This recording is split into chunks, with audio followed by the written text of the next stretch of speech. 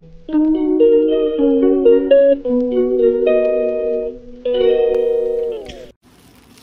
guys, welcome back to my vlog. So, I want to show you guys yung mga dry fish na binili ko po sa Pilipinas. At dinala ko po dito sa Italy.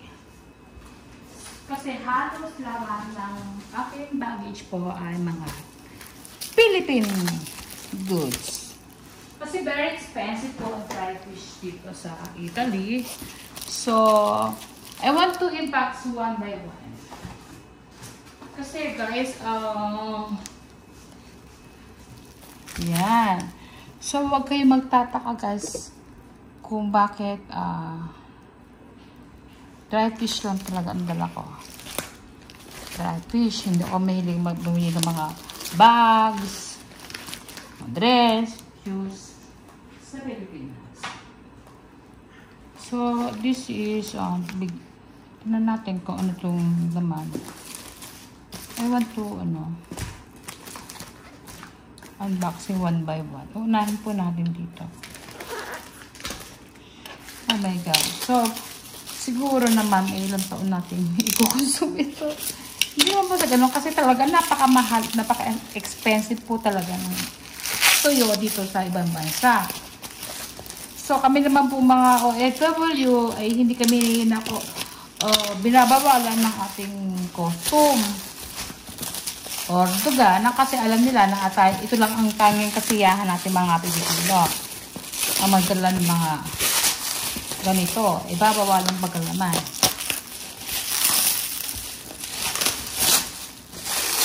So, ano kaya ito? Ito ay wait lang guys, medyo kasi talagang sealed na sealed siya para hindi po mangamoy sa aking mga sa maleta. Kasi guys, pag hindi nyo po inirap ng ayos, mangangamoy ang aking buong gamit sa loob ng aking maleta. So, ayan. Ikakat natin dito. You have to be careful lang guys. Wow! This is,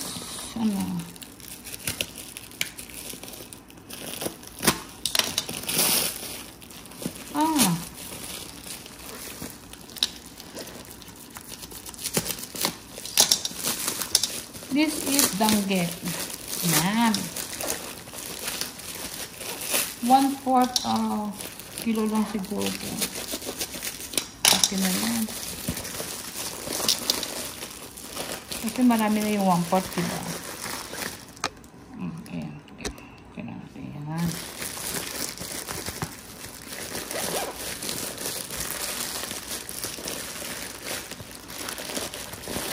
This is danggit.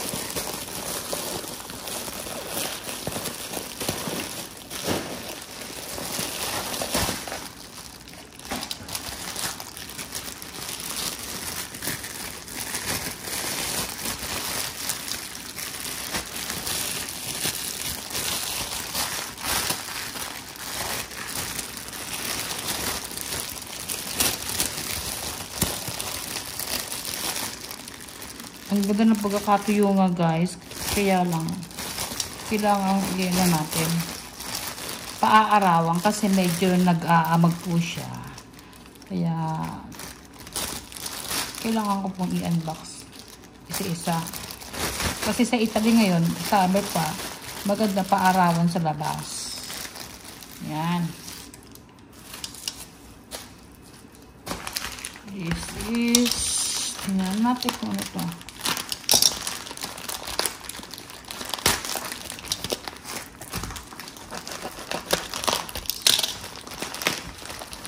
Wow, this is dry squid.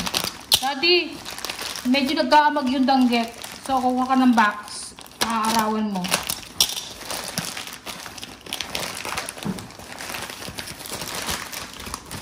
So, this is garlic punok here. This is pusit guys. Pusit. Dried squid. Yan. Yan.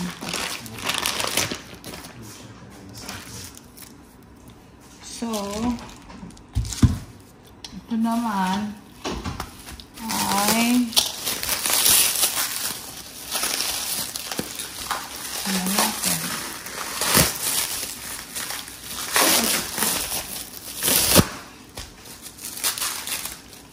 Medyo.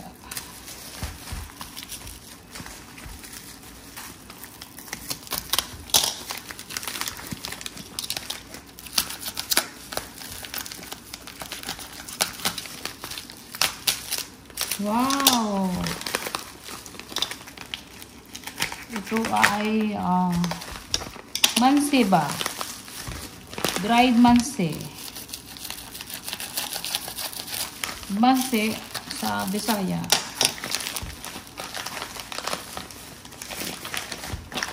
Manse saka dilis.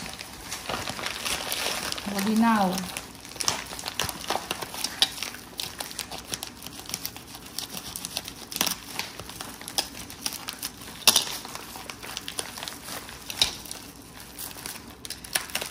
Ayan. Para hindi mga bigay, pinavacuum namin. Vacuum. Ayan. Ito siya. Bolinaw at saka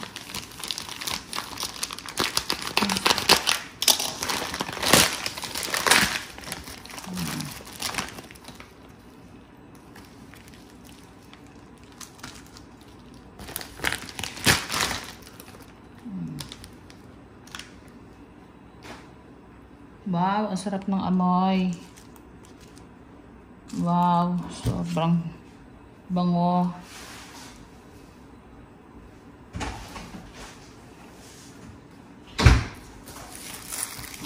Inaamoy pa ano. Look at this. Ito, amoy mo. Bakit amoy ko? Ilagay mo dyan. Ilagay mo dyan dito sa camera ka. Bolinaw, di ba? Ito pang paano doon. Meron pa doon. Ito tupperware. Ito mo kayo. Ito yung tribal post. Ito yung nag-aamag. And this is biya po. Biya. Dried biya.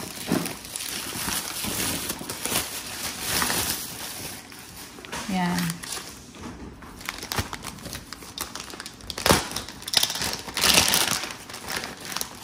Nabili po namin siya sa Muntingas Market, Dagupan. Sa Dagupan ko po nabili ito mga dried. Ayan guys. Yan yan. So habang kami nag-road trip, ayan po guys. Along the highway. Okay. So kung isang dati yan. Dito. Hindi gusto mo. Parang basa. Hindi naman sila sa sakito na close.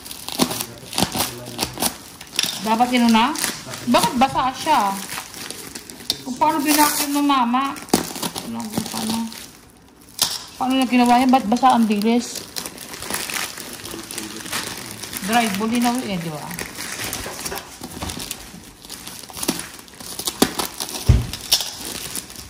Dahil balot na balot.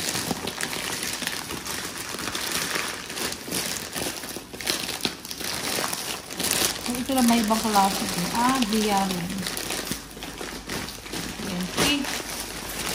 Ayan.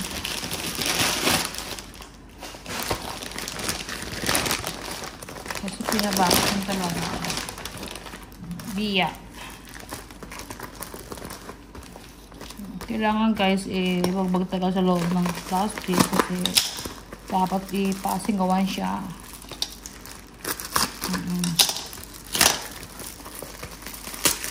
So yummy. Yan. Daming biya.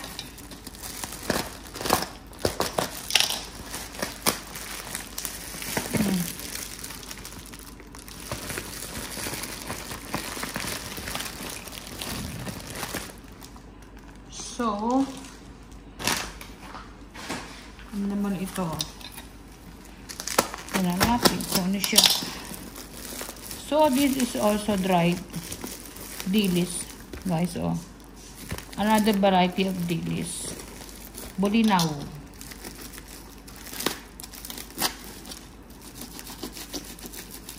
So, ito guys, hindi namin pwedeng lutuin sa loob ng bahay. Kasi, magwawala ang mga bahay.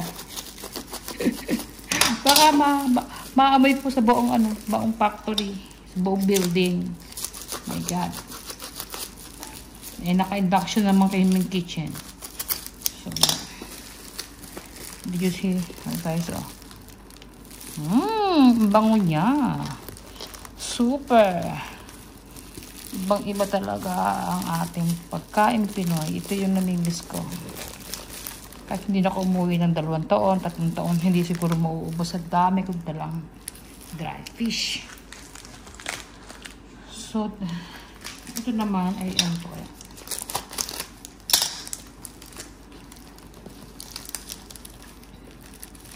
Wow!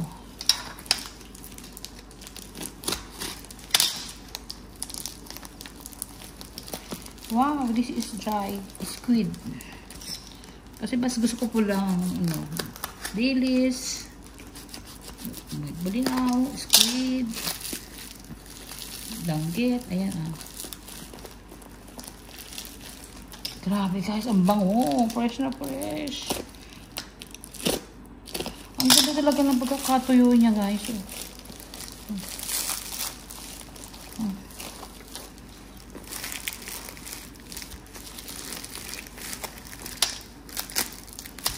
Dami.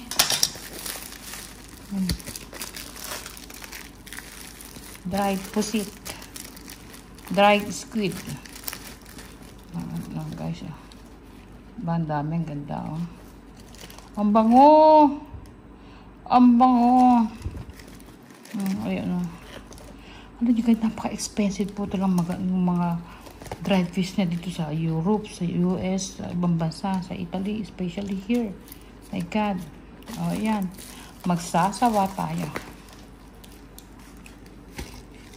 So, another. Ayan. That one, tingnan natin guys kung ito ha. Wow.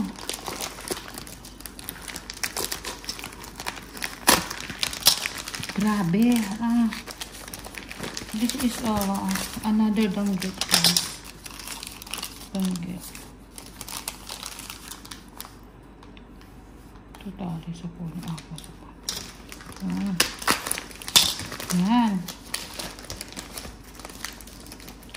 Sealed na sealed guys. Oh, ilang balot yan ha. Akala nyo ba yun ang binalot ko. Parang hindi lang talaga mga may sa loob ng aking balot.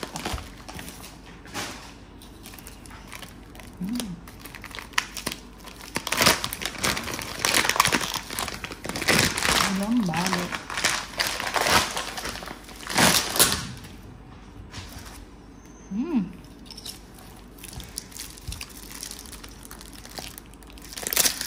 This is danggit guys.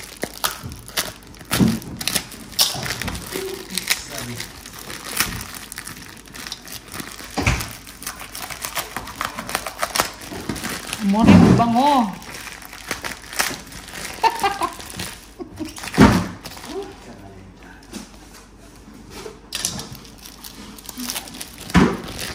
This is a dried danggit. Grabe, ang bango siya. Kita nyo guys, oh. Talagang naka-vacuum talaga. Bina-vacuum talaga. Para, ayan. So, sobrang nag-enjoy guys. Kayo siguro sa pananood. Laway na laway siguro kayo. Dito kayo, punta kayo sa akin. Bibigyan ko kayo. Mag-comment lang down below guys. Para kayo, babahagi lang ko ng aking mga piniling mga dry fish.